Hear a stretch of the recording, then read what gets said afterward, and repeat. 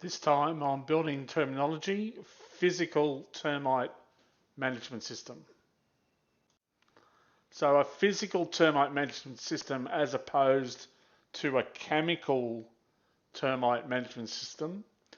The physical system just relies on components that, due to their physical nature and the way they are made, they act to deter termite passage. So the termites can't pass through them, can't go around them based on the way they're actually designed.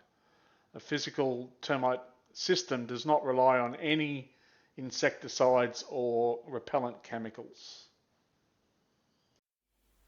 If you like this video, please hit the like button and subscribe to my YouTube channel. And you can also follow me on Facebook.